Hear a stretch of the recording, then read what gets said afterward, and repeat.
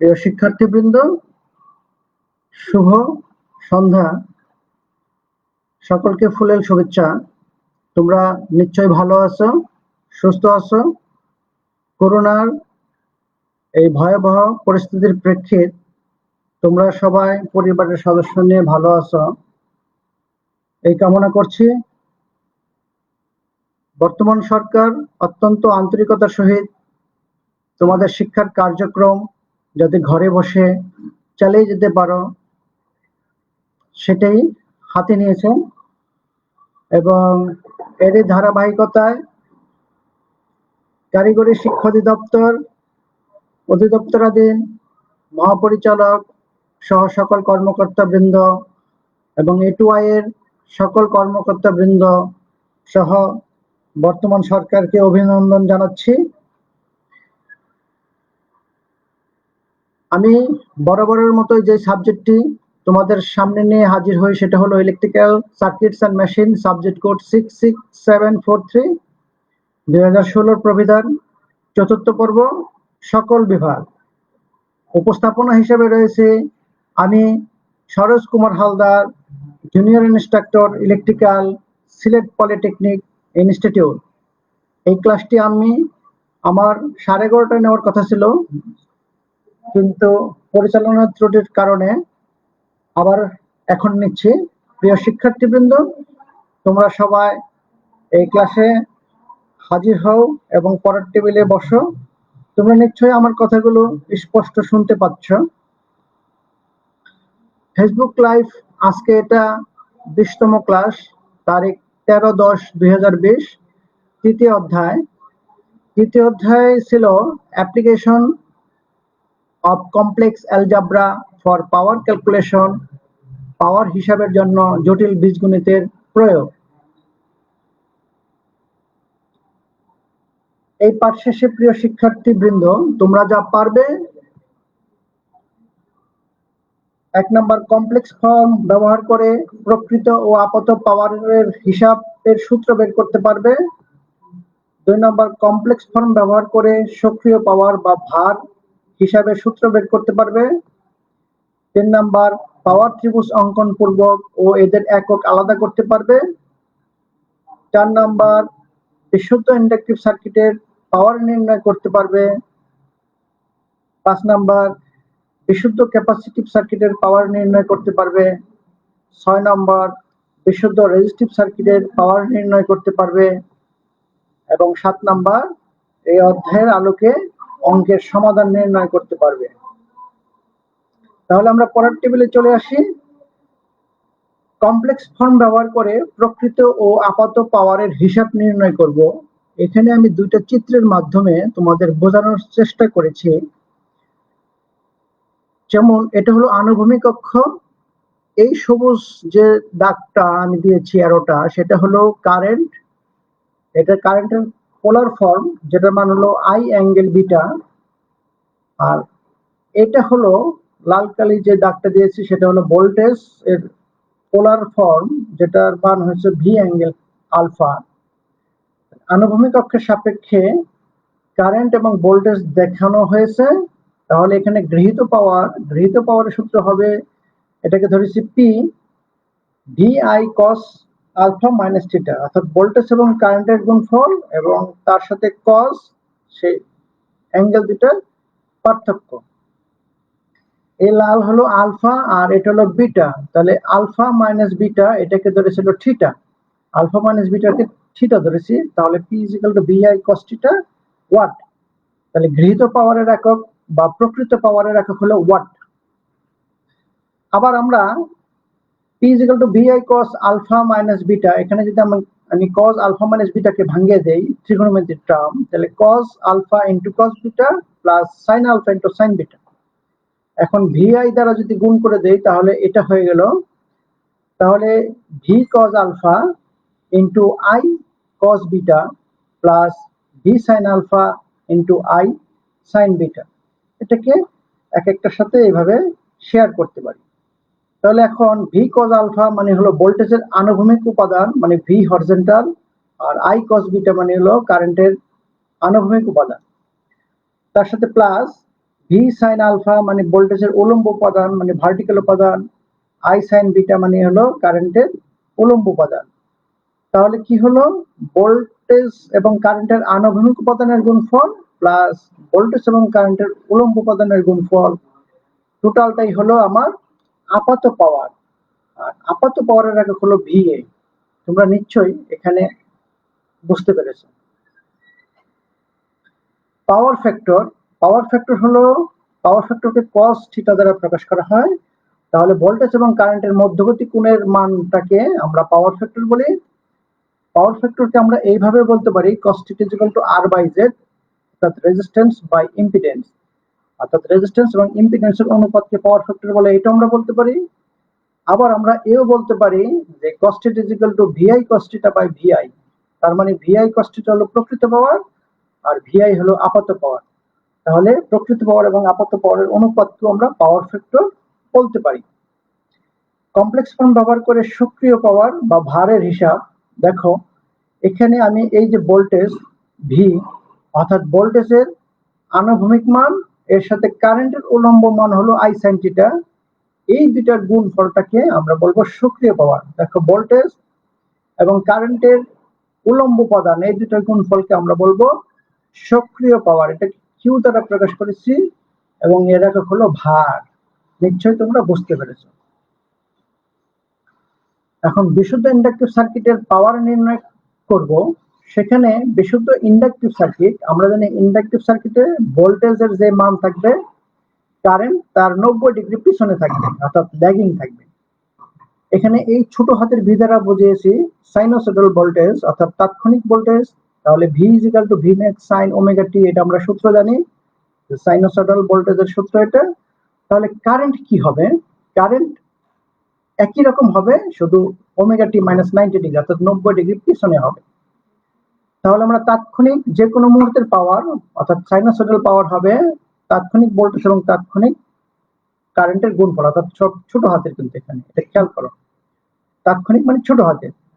আবার এই ভির মান বসে দিলাম V equal to V max sine omega t, আবার আই এর পরিবর্তে মান বসালাম I max sine omega t minus 90 degree. এখানে শুধু মানটা এখান থেকে বসিয়ে দিলাম। তাহলে এখানে গুণ করে দেই V max I max sine omega t আর হলো sine omega t minus 90 degree. এই 90টা যদি আমি সামনে নিয়ে আসি তাহলে এখানে একটা মাইনাস সাইন যদি কমন নেই তাহলে 90 মাইনাস ওমেগা টি এইভাবে আমি লিখতে পারি। আর sign 90 degree minus omega t এটাকে আমি লিখতে পারি কজ ওমেগা টি, কারণ এই 90 এর সাথে আমার একটা সংখ্যা 1 একটা গুণ আছে, এটা হলো বেজোড় সংখ্যা। তাহলে 90 এর সাথে যদি বেজোড় সংখ্যা গুণ থাকে, আমরা ত্রিকোণমিতি তোমরা নিশ্চয়ই পড়েছো, তাহলে সাইনের পরিবর্তন হয়ে হয় কজ, আর প্রথম কোয়াড্রেন্টে প্লাস, এই জন্য প্লাস চিহ্ন দিতে হয় না, তাহলে কজ এই কোণটা ওমেগা টি। এখন এটাকে, এই পার্টটাকে 2 দ্বারা ভাগ করেছে আবার 2 দ্বারা গুণ করেছে, অর্থাৎ মানের কোনো চেঞ্জ নেই। তাহলে 2 দ্বারা ভাগ 2 দ্বারা গুণ করেছে। তারপর এখানে একটা আবার সূত্র 2 সাইন থিটা কস থিটা, এর সূত্র হলো সাইন 2 থিটা। দেখো এখন এটা হলো তাৎক্ষণিক পাওয়ার। এটাকে যদি আমি গড় পাওয়ার করতে চাই অর্থাৎ বড় হাতের পি, তাহলে 360 ডিগ্রির সাপেক্ষে করতে হবে। তাহলে 1/2 পাই মানে 360 ডিগ্রি, এটাকে ইন্টিগ্রেশন করতে হবে টার্মটাকে। তাহলে লোয়ার মান হলো 0, 0 থেকে শুরু করে আপার মান হলো 360 ডিগ্রি মানে 2 পাই। তারপরে এই টার্মটা লিখেছি, এটার সাথে ডি ওমেগা টি অর্থাৎ ওমেগা টির সাপেক্ষে এইটা চেঞ্জটা পরিবর্তনটা হবে। তাহলে তোমরা এই পার্টটা বুঝেছো যে 360 ডিগ্রি একটা সাইকেলে গড় পাওয়ার করতে হবে। তাহলে এই লাইনটা আমি পরবর্তী স্লাইডে দেখিয়েছি, দেখো এই যে এই লাইনটি আমি নিয়ে এসেছি।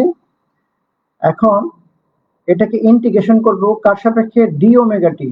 তাহলে এই পার্টটা আমার constant, V max I max by 2 এটা কনস্ট্যান্ট, তাহলে এটাকে আমি এই ইন্টিগ্রেশনের বাইরে নিয়ে আসলাম। তোমরা নিশ্চয়ই বুঝতে পেরেছো। আর আমার বাকি রইল sine 2 omega t d omega t. তাহলে sine 2 omega t, sine 2 omega t এর এই ইন্টিগ্রেশন হলো minus cos 2 omega t by 2, অর্থাৎ এই ওমেগা টির সাথে যেটা থাকবে সেটা দ্বারা ভাগ হবে। তাহলে সাইন 2 ওমেগা টির ইন্টিগ্রেশন হলো minus cos 2 omega t by 2। কিন্তু লিমিটটা আমার থেকে যাবে 0, lower limit 0, upper limit twice pi. ইন্টিগ্রেশনটা এখানে ক্লিয়ার করলাম, আর এই লিমিটটা কিন্তু এখন আমি বসাইনি। তাহলে এখন যদি আমি লিমিটটা বসাতে চাই, তাহলে এই মাইনাস আর এই মাইনাস গুণ করলে প্লাস হয়ে যায়, আমার মাইনাসটা ভ্যানিশ হয়ে গেল। এই 2টাকে এই বাইরে নিয়ে আসলাম, তাহলে 2 আর 2 গুণ করলে 4। এখন আমি বাকি রইল cos 2 ওমেগা টি। তাহলে এখন আমি মান বসাবো। লিমিট বসানোর ক্ষেত্রে cos 2 ইন্টু ওমেগা টির পরিবর্তে আপার লিমিট বসাবো, তাহলে 2 ইন্টু টুয়াইস পাই, আর সূত্র হবে একটা minus cos 2 into lower limit 0। তাহলে আমি লিমিট বসিয়ে ফেললাম। এখন এই cos 4 পাই মানে 720 ডিগ্রি, তাহলে cos 720 ডিগ্রি মানে হলো 1, আর এই মাইনাসটা এই মাইনাস cos 0 মানে 1, 1 মাইনাস 1 মানে 0। এখন এই 0 থেকে এই পুরো পোরশনটাকে যদি আমি গুণ করি 0 হবে। তাহলে বিশুদ্ধ ইন্ডাকটিভ সার্কিটের পাওয়ার অপচয় 0। ওকে, তোমরা বুঝতে পেরেছো। আবার বিশুদ্ধ ক্যাপাসিটিভ সার্কিটের পাওয়ার নির্ণয় করব। এখানে ক্যাপাসিটিভ সার্কিটে উল্টা ঘটনা ঘটবে, অর্থাৎ আমি ভোল্টেজটাকে যা ধরবো, তাৎক্ষণিক voltage equal to Vmax sin omega t, এটা আমরা জানি। তাহলে কারেন্টের ক্ষেত্রে এখানে লিডিং হবে 90 ডিগ্রি। বিশুদ্ধ ক্যাপাসিটিভ সার্কিটে 90 ডিগ্রি লিডিং হবে। আগে ইন্ডাকটিভ সার্কিটে কিন্তু মাইনাস ছিল, তোমরা খেয়াল করেছো কিনা? এটা কারেন্টটা কি হবে? লিডিং হবে, 90 ডিগ্রি লিডিং হবে বিশুদ্ধ ক্যাপাসিটিভ সার্কিটে। তাহলে আগের মতো তাৎক্ষণিক পাওয়ার হবে V ইন্টু I। এখন এই V এর মান বসে দিলাম Vmax sin omega T, I এর মান বসে দিলাম Imax sin ওমেগা টি প্লাস 90 ডিগ্রি। তাহলে এখানে Vmax Imax গুণ করে দিলাম sin ওমেগা টি, আর এটা sin, এটা 90 ডিগ্রি আমি আগেও লিখতে পারি। তাহলে এটা কি হবে? cos omega t, cos omega t, কারণ sin 90 degree plus omega t, ওই যে 90 এর সাথে একটা 1 গুণ আছে, তাহলে cos ওমেগা টি। আবার এটাকে 2 দ্বারা ভাগ করলাম, 2 দ্বারা গুণ করলাম, মানের কোনো পরিবর্তন হলো না। এখন 2 sin থিটা cos থিটা, এর সূত্র হলো, ত্রিকোণমিতির সূত্র হলো sin 2 থিটা। এখানে থিটা মানে ওমেগা টি, তাহলে এই সূত্রটা আমি ইউজ করলাম। এখন এটা হলো তাৎক্ষণিক পাওয়ার, মানে ছোট হাতের পি। এখন এটাকে যদি আমি গড় পাওয়ার করতে চাই, বড় হাতের ক্যাপিটাল পি দিলাম। এটাকে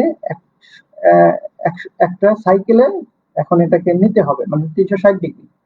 তাহলে 1/2 পাই ইন্টিগ্রেশন 0 টু টুয়াইস পাই, আগের মতো।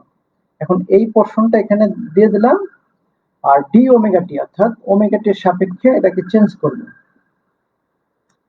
তাহলে এই লাইনটা আমি এখানে দেখালাম। এখন এটা কনস্ট্যান্ট, এটাকে বাইরে নিয়ে আসলাম, তাহলে আমার ভিতরে রইল sin 2 omega t d omega t. এখন sin 2 থিটার ইন্টিগ্রেশন হলো মাইনাস cos 2 থিটা। এটা খেয়াল করো, sin 2 থিটার ইন্টিগ্রেশন হলো মাইনাস cos 2 থিটা, আর থিটার সাথে 2 আছে, 2 দ্বারা ভাগ, লিমিট কিন্তু রয়ে গেল। এখন আমি লিমিট বসাবো, তাহলে এই মাইনাসটা আমি সামনে নিয়ে আসলাম, তাহলে হলো cos 2 ইন্টু 2 পাই মাইনাস cos 2 ইন্টু 0, এই 2টাকে এখানে নিয়ে আসলাম 4। তাহলে এটার মান হলো 1, এটার মান হলো 1, তাহলে 0 দ্বারা পুরোটাকে গুণ করলে আমার 0। তাহলে বিশুদ্ধ ক্যাপাসিটিভ সার্কিটেও আমার পাওয়ার অপচয় 0 পেলাম। তাহলে বিশুদ্ধ ইন্ডাকটিভ সার্কিটের পাওয়ার অপচয় কত? 0। ক্যাপাসিটিভ সার্কিটের পাওয়ার অপচয় 0। তাহলে খুব ইম্পর্টেন্ট, এবং আমরা বুঝতে পারলাম। তো বিশুদ্ধ রেজিস্টিভ সার্কিটের পাওয়ার নির্ণয়। এখন বিশুদ্ধ রেজিস্টিভ সার্কিটে যখন আমি পাওয়ার নির্ণয় করব, খেয়াল করো, কারণ বিশুদ্ধ রেজিস্টিভ সার্কিটে আমরা জানি কারেন্ট এবং ভোল্টেজ একই লাইনে থাকে, অর্থাৎ এখানে তাৎক্ষণিক voltage V equal to Vmax sin omega t, তাহলে কারেন্টও তাই হবে, I equal to small I equal to Imax sin omega t. তার মানে আমরা নিশ্চয়ই বুঝতে পারছি যে বিশুদ্ধ রেজিস্টিভ সার্কিটে ভোল্টেজ এবং কারেন্ট একই লাইনে থাকে। তারপর ঠিক আগের মতো যে কোনো মুহূর্তের power small p equal to VI। এখন এই ভির মান বসালাম Vmax sin omega t into I এর মান বসালাম Imax sin omega t. Vmax Imax গুণ করলে হলো Vmax Imax, আর sin omega t into sin omega t, এই দুটাকে গুণ করলে হবে sin স্কয়ার ওমেগা টি। এখন আবার 2 দ্বারা ভাগ করলাম, 2 দ্বারা গুণ করলাম, 2 sin স্কয়ার থিটা। দেখো এখানে খেয়াল করো, এখানে ত্রিকোণমিতিক সূত্র বসিয়েছি। 2 sin স্কয়ার থিটার সূত্র হলো 1 minus cos 2 theta by 2। 2 sin square theta এর সূত্র হলো 1 minus cos 2 theta by 2। এই সূত্রটা ইউজ করলাম। তোমরা মনে করতে পারো এখানে এই সূত্র করব কেন, এখানে থাকলেই তো হবে, কিন্তু 2 sin স্কয়ার ওমেগা টি এটা কিন্তু ইন্টিগ্রেশন নেই, এটা ইন্টিগ্রেশনের কোনো সূত্র নেই। এই জন্য এটাকে কনভার্ট করে আমি সূত্রটা ইউজ করলাম 1 minus cos 2 theta by 2। এখন ভিম্যাক্স আইম্যাক্স দ্বারা এটাকে যদি গুণ করি তাহলে এটা দুইটা পার্ট পাওয়া যায়, V max I max by 2 minus V max I max cos 2 theta by 2। নিশ্চয়ই তোমাদের বোঝাতে পেরেছি। এখন পরবর্তী স্লাইডে এই লাইনটাকে আমি দেখালাম। এই যে এখন এটাকে ইন্টিগ্রেশন করলে আমার গড় পাওয়ার পাওয়া যাবে। তাহলে গড় পাওয়ার ইকুয়াল টু বড় হাতের পি লিখেছি 1 by twice pi integration 0 to twice পাই আগের মতো। তাহলে এই পোরশনটা লিখলাম, এর সাথে ডি ওমেগা টি, ওমেগা টির সাপেক্ষে পরিবর্তন করছি। আবার এই পার্টেও লিখলাম 1 by twice pi integration 0 to twice পাই। এই পোরশন লিখলাম, তার সাথে কি লিখলাম ডি ওমেগা টি। সবসময় ডি ওমেগা টির সাপেক্ষে পরিবর্তনটা হচ্ছে। এখন এটা হলো কনস্ট্যান্ট, এটাকে বাইরে নিয়ে আসলাম, তাহলে আমার এখানে থাকতেছে কি 1 ডি ওমেগা টি। তাহলে 1 ডি ওমেগা টির ইন্টিগ্রেশন হলো শুধু ওমেগা টি, কিন্তু আমার লিমিট কিন্তু রয়ে গেল। আবার এখানে কনস্ট্যান্ট, এটাকে বাইরে নিয়ে আসলাম, আর cos 2 থিটার ইন্টিগ্রেশন হলো sin থিটা বাই 2। ইন্টিগ্রেশন করে ফেললাম, লিমিটটা এখনো আছে। এখন ওমেগা টির পরিবর্তে লিমিট বসিয়েছি টুয়াইস পাই, সূত্র হলো একবার হায়ার লিমিট বসাবো তারপরে সূত্রের মাইনাস, একবার ওমেগা টির পরিবর্তে লোয়ার লিমিট বসাবো সূত্র। আবার এখানেও তাই, এই টুটাকে বাইরে নিয়ে এসেছি 2 into 2, তাহলে sin 2 into টুয়াইস পাই মাইনাস সূত্র sin 2 into 0। এই পার্টটাকে যদি আমি করি, এই পার্টটা 0 হয়ে যায়, এই পার্টটা 0 মাইনাস 0 মানে 0, 0 দ্বারা এই পুরোটাকে গুণ করলে এই পার্টের পুরোটা আমার 0 হয়ে যায়। তাহলে আমার থাকতেছে কোনটা, এটা, এটা লিখে দিলাম। এখন এটার মধ্যে আবার থাকতেছে এই প্রথমটা দ্বারা এটারে গুণ করলে এটা থাকতেছে পুরোটা, আর এই অংশ দ্বারা এই শূন্যটাকে গুণ করলে শূন্য, মানে এই পরের পার্টটা আমার লেখা দরকার নেই, শুধু এই পার্টটি আমার থাকতেছে, শুধু আমার এই পার্টটাই আমার থাকতেছে।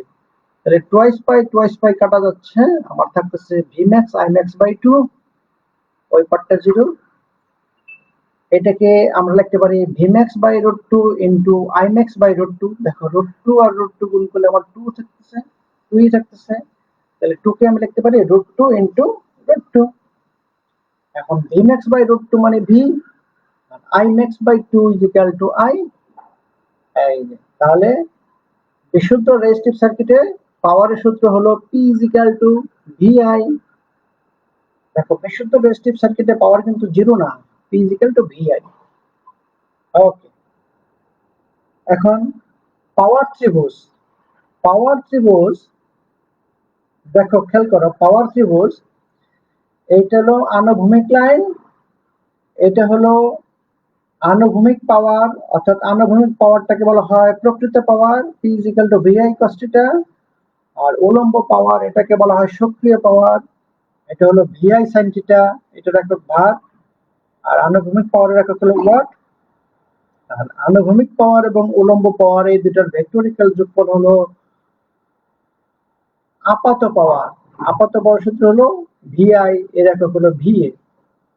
তাহলে এটা দেখতে, এটাকে আনুভূমিকটা আমি ভোল্টেজ লাইন ধরেছি, আর এটাকে ধরেছি আমি কারেন্টের লাইন, এর মধ্যে অ্যাঙ্গেল থিটা, অর্থাৎ এটা দেখতে একটা ত্রিভুজের মধ্যে, এটাকে বলা হয় পাওয়ার ত্রিভুজ। প্রকৃত পাওয়ার বা কার্যকরী পাওয়ার ইংরেজিতে আমরা বলতে পারি ট্রু পাওয়ার, রিয়েল পাওয়ার, অ্যাক্টিভ পাওয়ার, যে কোনো একটা বললেই হবে, আমাদের অঙ্কে আসে যে কোনো একটা আসতে পারে। তাহলে প্রকৃত পাওয়ার সূত্র হলো VI cos theta, একক হলো ওয়াট। আর আপাত পাওয়ার বা অ্যাপারেন্ট পাওয়ার এর সূত্র হলো VI, একক হলো VA। আর সক্রিয় পাওয়ার বা এটাকে বলতে পারি প্রতি কার্যকরী পাওয়ার, ইংরেজিতে বলে রিঅ্যাক্টিভ পাওয়ার, এটা হলো ভিআই সাইন থিটা, এর একক হলো ভার। এখন বলছে ভিএ কে রেক্টেঙ্গুলার ফর্মে প্রকাশ করো। ভিএ মানে কি? এটা একটা একক। এটা কার একক? এই যে এই একক, অর্থাৎ আপাত পাওয়ার। তাহলে অতিভুজ আমরা লিখতে পারি ভিএ ইকুয়াল টু, সবগুলোর একক লিখতে হবে। তাহলে এটার একক কি? Watt, W. এটার একক কি? ভার। তাহলে V is equal to W plus J of VAR. তার মানে আনুভূমিকটা হলো ডব্লিউ আর উলম্বটাকে আমরা জে দ্বারা প্রকাশ করি। তাহলে এটা রেক্টেঙ্গুলার ফর্মে প্রকাশ করেছি। এটাকে যদি বলে পোলার ফর্মে, তাহলে একটা অ্যাঙ্গেল দিতে হবে, রুট ওভার প্রথমটা স্কোয়ার প্লাস দ্বিতীয়টা স্কোয়ার, অ্যাঙ্গেল টেন ইনভার্স দ্বিতীয়টা ডিভাইডেড প্রথমটা। যদি বলে কে ভিএ কে পোলার ফর্মে প্রকাশ করো, তাহলে এটার আগে প্রত্যেকটার সাথে একটা এককটা কে হয়ে যাবে। কে কিলোওয়াট, কিলোভার। তাহলে কিলোভার, কিলোওয়াট। তোমরা নিশ্চয়ই বুঝতে পেরেছো যে কিলোভার, কিলোওয়াট হয়ে গেল। তাহলে তোমরা এখানে নিশ্চয়ই বুঝতে পারছো যে আমার পাওয়ার ত্রিভুজটা আমরা কিভাবে করতে পারি। এখন একটা সমস্যা নিয়ে এসেছি। একটা প্যারালাল সার্কিটের দুইটা শাখার ইম্পিডেন্স দেওয়া আছে, Z1 হলো এত, Z2 হলো এত, এবং ওই সার্কিটের ভোল্টেজ দেওয়া আছে এত ভোল্ট। বলছে প্রকৃত পাওয়ার এবং আপাত পাওয়ার নির্ণয় করো। খেয়াল করো, এটা Z1 দেওয়া আছে, Z1 এর মান দেওয়া আছে, এটা রেক্ট্যাঙ্গুলার ফর্ম। এটাকে আমি সাথে সাথে পোলারের মানটা লিখে রাখলাম ক্যালকুলেটরের সাহায্যে। Z2 এর মান দেওয়া আছে আমার রেক্ট্যাঙ্গুলার ফর্ম, সাথে সাথে ক্যালকুলেটরের পোলার ফর্মে কত সেটাও লিখে রাখলাম। এবং ভির মানটা এটা পোলারে দেওয়া আছে। আমার চেয়েছে প্রকৃত পাওয়ার ভিআই cos θ ওয়াট এবং আপাত পাওয়ার ভিআই ওয়াট। যেহেতু দুইটা শাখার ইম্পিডেন্স দেওয়া আছে, তাহলে মোট ইম্পিডেন্সের সূত্র হবে উপরে গুণফল নিচে যোগফল। প্যারালালে দুইটা সার্কিটের ইম্পিডেন্স দেওয়া থাকে, তাহলে মোট ইম্পিডেন্স হবে উপরে গুণফল নিচে যোগফল। তাহলে উপরে গুণফলের সময় আমি পোলারের মানটা বসালাম, কারণ পোলারে গুণ করতে হবে, গুণ করতে হবে। আর যেহেতু আমি যোগ করতেছি, তাহলে এটাকে রেক্ট্যাঙ্গুলার ফর্ম ইউজ করতে হবে, রেক্ট্যাঙ্গুলারে। তারপরে মানে মানে গুণ 100, এই অ্যাঙ্গেল আমি যদি যোগ করি হয় -16.27, আর 8 আর 14 minus J of 2। Okay, sorry. তাহলে এটা পোলার ফর্মের মান লিখেছি, আর এটা রেক্ট্যাঙ্গুলারে যদি পোলার করি 14.14 অ্যাঙ্গেল -8.13। এখন এই 100 কে 14.14 দ্বারা ভাগ করলে 7.07 অ্যাঙ্গেল -8.14 ডিগ্রি ওহম। তাহলে এটাকে সাথে সাথে আবার রেক্ট্যাঙ্গুলার লিখে রাখলাম এই মানটা। তাহলে ইম্পিডেন্স পেয়েছি। এখন মোট কারেন্ট হবে কি? মোট কারেন্ট হবে I = V/Z, I = V/Z। তাহলে V এর মান, Z এর মান পোলার ফর্মে বসালাম, এটাকে এটা দ্বারা ভাগ করলে 32.53 অ্যাঙ্গেল 8.14 অ্যাম্পিয়ার।